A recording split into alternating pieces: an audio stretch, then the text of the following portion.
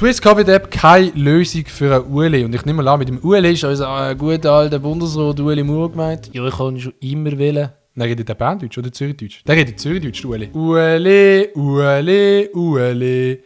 Mein Gott, ist unser Ueli süß. Ich muss ganz ehrlich sein, Swiss Covid App habe ich nicht installiert. Aber nicht, weil ich es eine schlechte Sache finde, sondern weil ich einfach zu faul war. Ich habe es einfach nicht so verfolgt. Ich habe es so ungefähr mitbekommen, aber nicht ganz. Wir gehen ins Video. Der Le Floyd von der Schweiz.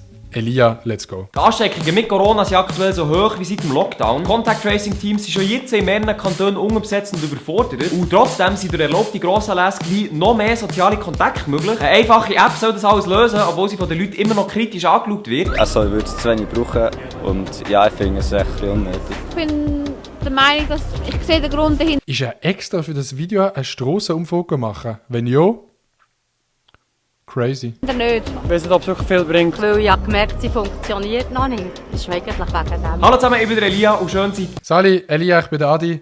Schön, dass du ein Video machst. ihr rum. Swiss Covid App. Ein paar haben von der vielleicht schon mal gehört, andere brauchen sie vielleicht schon und haben sie aktiviert. Und nochmal andere denken sich vielleicht: Hä? Was labert das hier? Damit wir alle schnell vom Gleichen reden, hier eine kurze und grobe Erklärung. Swiss Covid App, das ist die offizielle Tracing-App vom BAG, Mit Quellenangabe auf Masterarbeit angelegt. Oha. also vom Bundesamt für Gesundheit, wo das Contact Tracing während der Corona-Pandemie passiv unterstützen. Die App kann man sich, wie man es kennt, einfach abladen, installieren und dann noch aktivieren und das ist es. Die App. Chat, wer von euch hat alles die App? Wir sind hier alles Junge. Ich nehme jetzt nicht an, dass es Väter im Chat hat. Wer von euch hat die App abgeladen? Schreibt mal 1 Ja, 0 Nein. Nope. 1 Yes. Okay, doch. Ja.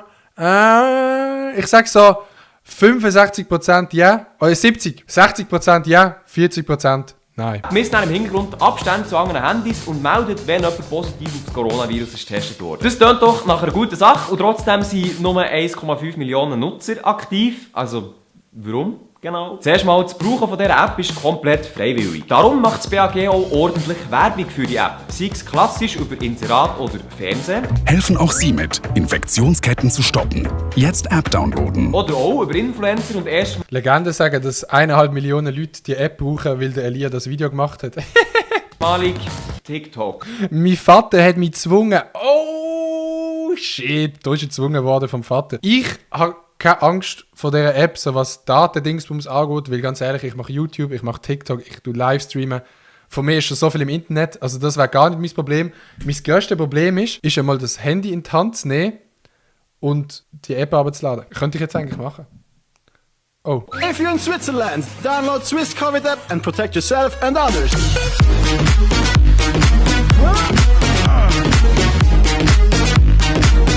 Auf TikTok musst du so weirde Werbung machen. Weißt du, so, normale Werbungen funktionieren auf TikTok einfach nicht. Do it! Just do it! Die App kostet Stand Juli mit allem Drum und Dran 11 Millionen Franken. Ihr seht also, die App ist im BAG relativ wichtig. Sogar so wichtig, dass der Bundesrat und Ehrenglatze Nummer 1, der Alain Berset, höchstpersönlich sich mit einer Nachricht beim Volk gemeldet hat. Depuis aujourd'hui, vous pouvez télécharger. Ja, Digga, Französisch, jetzt verstand ich wieder nichts, Mann. Okay, warte, ich tu mich mal konzentrieren. Ich glaube, seit ab heute können alle die Swiss Covid App herunterladen. Oh, crazy. Habe ich gut herausgefunden, ohne abzulesen. Sur votre téléphone l'application Swiss Covid.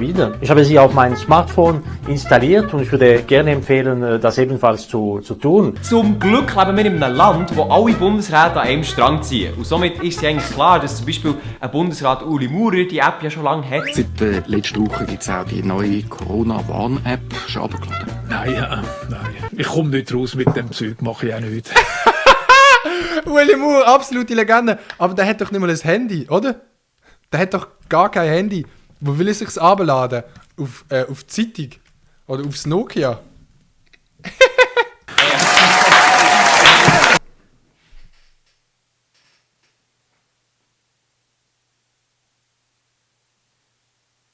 Mann! Bitte jetzt nicht mehr klatschen. Aber ja, ich meine, verwundert mich das? Es ist ja nur der Ueli Maurer, der sein Bundesratsbild von 2019 extra mit einem Smartphone hat machen und sich dabei selber mit einem Smartphone hat inszenieren. Und es ist auch nur der Ueli Maurer, der fleissig vor TikTok-Filter tanzt. Das ist das Ding, der Ueli Maurer ist einfach auf TikTok gewesen, bevor wir alle auf TikTok gewesen sind. Und das meine ich ernst. All die Sachen hat ja nicht er selber gemacht, da steht da wahrscheinlich irgendeiner hinter dran, der gesagt hat, oh, jetzt macht das Foto mit dem Handy und so. Von dem her. These, der Ueli Maurer weiss nicht mal, wie man auf dem iPhone die Helligkeit vom Bildschirm weniger macht.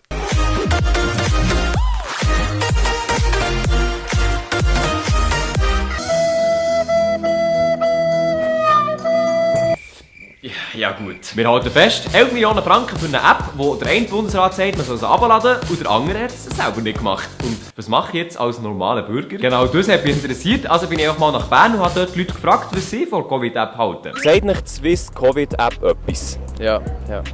Habt ihr die installiert? Ja, habe ich ja. Ganz kurz, eine ganz dumme Frage von mir. Ja, ich Der Plastikschutz da vorne dran. Wenn du ja den drauf hast, bringt der ja nicht viel, weil jeder, der ins Mikrofon redet, wird ja den genau gleichen Plastikschutz haben. Also geht es einfach nur darum, den Bollen drunter zu schützen? Oder bringt das rein theoretisch gesehen wirklich etwas, wenn man den Plastik rundum macht? Kann man das mal irgendjemand erklären? Nein. Warum habt ihr die nicht runtergeladen? Ja, für was sollte ich? Oh, ich wüsste ja eigentlich, mit wem ich sonst Kontakt hatte. Also, da können wir ja auch ohne die App einfach melden, dass jetzt Corona hat oder so. Im Moment noch nicht. Und zwar einfach, weil ich gemerkt, sie funktioniert noch nicht. Das ist eigentlich wegen dem. Wie habt ihr gemerkt, dass sie nicht funktioniert? Oder woher Gute Frage. ist die Entscheidung gekommen? Also, ich habe es einfach so gehört. Also, man sieht es nicht genau. Es gibt einfach noch Sachen, oder Fehlmeldungen. Gut, das ist auch nur vom Nacht. Nein, ich habe den Schutz gewechselt für einen Schutz vom Popschutz. Aha. I see what you did there. Kennst du die Swiss Covid App und brauchst du die? Kennen sie ja. Oh mein Gott! Elia, was? Bist du dir bewusst, wer du da interviewt hast? Ja, moin! Elia, die Jesus himself. Also Elia, sagst mir nicht, dass du nicht gewusst hast, wer das ist. Der ist auf TikTok einfach ganz wild unterwegs, aber ich meine das jetzt nicht positiv. Es kann jeder gläubig sein, wie er will, aber... Danke vielmals für deine Frage. Ja, ich glaube, dass der Satan existiert und dass es ihn gibt, aber nein, ich glaube nicht an ihn direkt. Nein, ich glaube, Jesus Christus, dass er für mich am Kreuz auf Golgatha gestorben ist. Und es würde auch dir gut tun, wenn du Jesus glaubst. Sei gesegnet. Alter, das ist einfach der Dude. Holy shit. Er hat Jesus persönlich getroffen. Also no offense an alle Leute, die gläubig sind. Ich bin auch, wie sagt man dem, konfirmiert. Ich habe coole Geschenke bekommen. Ich brauche da, ja. Aber weiß nicht, ob es wirklich viel bringt. Ja, habe ich installiert. Ich gehe. Warum habt ihr die installiert? Meine Eltern haben es bekommen. Ja, das war so klar bei denen. Und du, wieso hast du die App runtergeladen? Ich glaube, was Werbung war oder so. Davon gehört schon, installiert noch nicht. Also meine ganze Familie hat es aber ich nicht. Warum habt ihr die ausgerechnet nicht runtergeladen? Ich weiss es nicht. Ich bin viel mit meiner Familie unterwegs und ich schaue sie auch nicht an. Ich muss eine riesige Kraft, wir brauchen so etwas nicht. Aber du bist jetzt trotzdem hier. Das ist auch mein Argument. In Bern unterwegs? Ja, ist eine Ausnahme. Ja und ja. Ja, ich kenne sie, nein, ich habe sie nicht runtergeladen. Wieso hast du die runtergeladen? Weil von meiner Family so niemand die hatte und gefunden, ich bin die meist unterwegs ist und ich fand, so kann ich es doch mal runterladen. Wieso hast du die Dose nicht runtergeladen? Ich bin der Meinung, dass ich sehe den Grund dahinter nicht. Also ja, es hat Vorteile, aber die überzeugen mich nicht. Okay, obwohl die Umfrage zu Bern natürlich nicht repräsentativ war, habe ich und wahrscheinlich auch dir ein bisschen rausgespürt, wo da das Problem ist. Kennen tut man die Swiss Covid App scheinbar lückenlos. Also TikTok-Werbung hat auch irgendetwas gebracht. Es hapert nach wie vor beim Abladen, weil viele scheinbar gar nicht wissen, was die App bringt. Und darum hier eine kurze Erklärung. Wenn eine Person das Coronavirus aufliest, dann kann die noch Tage bevor sie die ersten Symptome hat, ansteckend sein. Wenn ich dieser Person begegne, länger 15 Minuten und einen Abstand von weniger als 1,5 Meter und dann besteht eine grosse Chance, dass ich das jetzt auch habe. Ich weiss, die sind euch hier nichts Neues erzählen, das habt ihr alles schon x-mal gehört, aber achtet euch nur mal, wie oft das pro Tag... Sicher weiss ich, wer der Jesus Dude ist. Ey, Elia, also, musst du mir noch schnell sagen, kannst du das schnell in den Chat schreiben? Hast du den absichtlich dann gefragt? Oder hast du ihn so gefragt und hast so gemerkt, oh shit, ich hatte Jesus gerade getroffen? Kann ich. Ich sag mal so, eine recht kritische Person auf TikTok.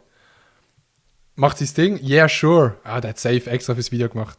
Nein, ich hab's vorher gewusst. Okay. Also, wenn du es nicht gewusst hättest, lost. Ich würde mal gerne wissen, mit was er sein Geld verdient. Das kann passieren. Es kann im ÖV sein, beim Einkaufen, in der Warteschlange oder einfach mal, wenn man jemanden beiläufig kennenlernt. Und zack, schon hat die Corona...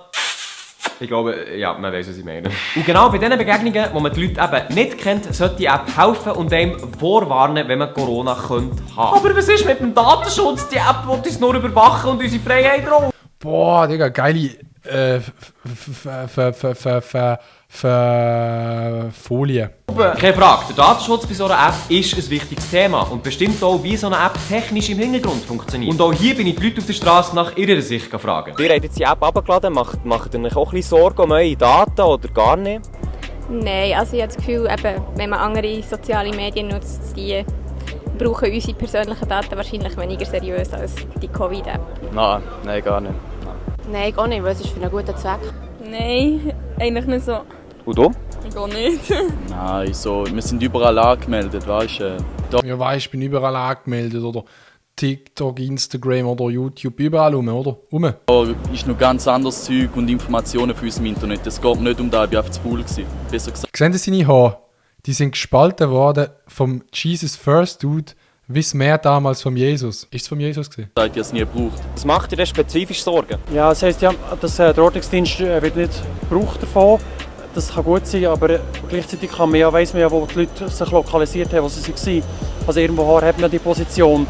Ja. Was ich mega spannend finde, ist, dass er hier so ganz normal tut. Wenn er das TikTok-Dings nicht machen würde, würde ich denken, das ist ein ganz normaler Dude, der irgendetwas studiert. Ich hätte schon, also Angst ist übertrieben, aber ich kann so vertrauen das Ganze. Von was hättest du denn Angst, dass mit deinen Daten was passiert? Dass sie weitergeleitet werden und schlussendlich weiss ich, wo landen. Also es ist nicht so, dass ich wahnsinnig private Sachen auf meinem Handy habe oder auch allgemein die öffentlichen Medien und so, aber es ist gleich, es ist ein ungutes Gefühl. Du hast gesagt, du hast ja auch WhatsApp, Instagram etc. Hast du dort die Angst nicht? Weniger, weil es halt, ja klar, es ist alles mit Facebook und noch weiter verbunden, aber ich poste oder nutze es nur so weit bewusst, dass nicht irgendetwas rausgeht, wo geheim ist. Ja, jedem das seine, Digga, gell? Wenn man es will machen, ja. Wenn man es nicht will machen, dann nein. Front ist einfach der Typ. Ey, ich glaube, man kann schon sagen, dass der auf TikTok eine kritische Person ist. Also eben, ich sage, wenn irgendjemand an etwas will glauben, dann safe. Aber man kann darüber diskutieren, ob man es den Leuten so in den Kopf werfen sollte. Und du hast gesagt, du brauchst ab und zu. Kannst du mir erklären, wie sie funktioniert? Ich weiß genau den Dings nicht. Ich weiß nur, ich musste anmelden und sagen, wegen, ich weiß nicht, Bestätigung oder etwas oder so. Mehr weiß ich halt nicht. Ja, keine Ahnung, die schaut, wo wir sind. Mehr weiß ich nicht. Ja, also nach dem, was ich gehört habe, ist es eigentlich so, dass du kannst nachher verfolgen, mit wem du hast Kontakt gehabt und so. Ja. Über Bluetooth-Verbindungen und so. Das wird das. I don't know. Nein, so genau habe ich mich nicht informiert. So wie ich es gehört habe, haben die Leute nicht wirklich Angst um ihre Daten, aber auch nicht wirklich Ahnung, was mit denen passiert. Es gibt schon relativ viele Videos. Chat, mich korrigieren, aber ich habe das Gefühl, das ist doch bei jeder App so. Jeder weiß, was die Gefahren sind, auch von TikTok, allgemein Sachen ins Internet stellen, aber irgendwie habe ich das Gefühl, so kratzen tut es hure wenig wirklich. Weißt du, so, alle wissen es, aber so, es ist schon geil, das dann zu haben oder zu machen, anstatt die Gefahren nicht haben. Weißt du, was ich meine? So, weißt du, was ich meine? Also das gut erklären. Darum hier eins vom SRF, wo das ziemlich gut sagt. Bitte SRF, gönnt meinen Hack. Das System funktioniert zwischen allen, die freiwillig diese App herunterladen und Bluetooth einschalten. Bluetooth misst die Abstände zwischen den Handys anonym und verschlüsselt. Meldet sich eine Person als infiziert, warnt die App anonym all jene Personen, welche der infizierten Person in der Vergangenheit während mindestens 15 Minuten näher als 2 Meter gekommen sind. Wenn man dann aber die Kommentare von diesem SRF-Video schaut, dann merkt man, dass es auch immer noch nicht so klar ist. Mein Bluetooth ist nicht sicher, also werde ich die App nicht installieren. Schluss mit den Stasi-Methoden in der Schweiz. Ich soll diese App freiwillig runterladen, dann muss ich mich registrieren, dann muss ich die ganze Zeit Bluetooth einschalten. Nicht nur ich, auch andere. Lieber nehme ich mein Handy, schlag mit dem Hammer drauf und schmeiß es in den Fluss. Und mein Favorite, bist du ein Depp, dann brauchst du die Corona-App. Ja. Der Rhymeboss. Wieso wird der nicht rappen? Das ist ein richtiger fetter Kommentar. CEO of Comedy haben wir hier entdeckt. Super Sache. Hey Elia, nein, es sieht nicht nach Anschiss aus. Ich probiere mich zu konzentrieren. So bei dem Video, wenn ich alle 10 Sekunden unterbrich, was ich irgendwie so in der ersten Hälfte gemacht habe, dann weiß ich gar nicht mehr, was im Video geht. Also, Bluetooth oder eben Bluetooth, Abstand etc., das wissen wir ja alles. Aber was passiert denn mit diesen Daten genau? Swiss Covid App verpackt alle Begegnungen in solchen Zahlencodes ein. Dort drinnen wird festgehalten, welche Distanz ihr zu einem anderen Handy habt, aber auch wie lange das dir eben... Was habe ich verpasst? Muss ich nochmal 10 Sekunden zurückgehen? Ja, CEO of Comedy haben wir hier. Ja, sag mal! Das Bild. Das ist alt. Kann man nichts dazu sagen. Entdeckt, super Sache. Merci, tschüss. Also, Bluetooth oder eben Blowtopf, Abstand etc., das wissen wir ja alles. Aber was passiert denn mit diesen Daten genau? Die Swisscovid-App verpackt alle Begegnungen in solchen Zahlencodes hier. Dort drinnen wird festgehalten, welche Distanz ihr zu einem anderen Handy hattet, aber auch, wie lange das ihr neben dem seid. Andere Daten wie Namen, Adresse oder ob ihr mir auf Instagram folgt, Mr. Lia, die ja, heute wird viel Werbung gemacht in den Videos, I see. werden nicht erfasst. Und es ist ganz egal, ob das im Zug, in einem Restaurant oder um einen Shop um die Ecke passiert ist. Darum braucht die App ja auch kein GPS, weil es nicht darum geht, wo das passiert ist, sondern eben, dass es passiert ist. Das mal zum Standort, aber was passiert denn mit diesen Codes? Die Swisscovid-App funktioniert dezentral. Das heisst, die Liste von Codes, die ihr werdet sammeln, wird nicht irgendwo hergeschickt, sondern bleibt auf eurem Handy. Das Einzige, was die App macht, ist, sie geht regelmäßig abchecken, ob einer von euren Codes auf dieser Liste als Corona-positiv gemeldet ist und wenn ja, gibt es eine Meldung. Und that's it. Das Technische hinter dieser App habe ich jetzt natürlich grob vereinfacht. Wie es ganz genau technisch funktioniert, würde den Rahmen von diesem Video hier absolut sprengen. Ey Elia, kannst du mir bitte noch ein bisschen mehr erklären, wie es technisch funktioniert? Es ist mir viel zu wenig gesehen. Viel zu wenig. Und schlussendlich spielt es für uns Endnutzer jetzt auch nicht so eine grosse Rolle. Aber wenn es euch gleich interessiert, habe ich unten ein paar Quellen rausgeschrieben und dort könnt ihr mich einlesen. Es steht aber fest, wenn ihr soziale Medien braucht wie WhatsApp, Instagram, TikTok, Facebook und euch dann gleichzeitig auf diesen Plattformen über den Datenschutz für Swisscovid-App aufregen, dann ja. Ja, Dreamer. You dream, du. Nein. Ja, das ist schon so. Würde ja Melia zustimmen. Ja. Jetzt aber eine Frage an euch. Habt ihr die Swisscovid-App abgeladen? Wenn ja, warum? Und warum nicht? Warum nicht? Ja, aber einfach. Fairerweise muss man natürlich auch erwähnen, dass bei dieser App noch überhaupt nicht alles rund läuft. Und auch die Behörden müssen sich ziemlich an die Nase nehmen, dass es so mal ein bisschen schneller vorwärts geht. Immerhin hat man schon positive Corona-Fälle nur durch die App herausgefunden. Ja, nur 13, aber hey, immerhin 13. Yeah. Was? 13? Okay, das ist durchaus wenig. Denke ich jetzt mal, für 11 Millionen Franken. Hey. Und darum, wenn ihr die App noch nicht abgeladen habt und auch nicht wirklich einen Grund dagegen habt, dann gebt euch einen Ruck, Mann. Es kostet wirklich nichts. Ich habe das selber auch gemacht, weil ich es vor allem auch ein solidarisches Zeichen finde. Und hey, auch wenn ihr es nicht machen wollt, gar kein Problem. Es ist ja auch freiwillig. Aber dann lasst mich doch erst recht bitte wissen, wieso ihr das nicht abladet. Und Moment, bevor noch irgendjemand rennt, nein, ich bin nicht bezahlt worden für das Video von niemandem. Es ist auch niemand auf mich zugekommen. Ich habe das eigentlich aus eigenen Stücken gemacht. Und nein, ich bin auch nicht von Bill Gates gezahlt worden, aber schön wär's. Bill, wie geht's? Jo. Lasst doch gerne ein Abo da, wenn ihr mehr Videos wollt sehen von dem, wo in der Schweiz abgeht. Ich bin der Elia, merci vielmals und tschüss zusammen. Sehr, sehr informatives Video. Ich schwöre, ich lade es mir ab. Bis zum nächsten Stream werde ich es haben. Ich werde es schaffen, die 1 Minute zu investieren. Nein, eigentlich wirklich wichtiges Thema. Nice Video gesehen.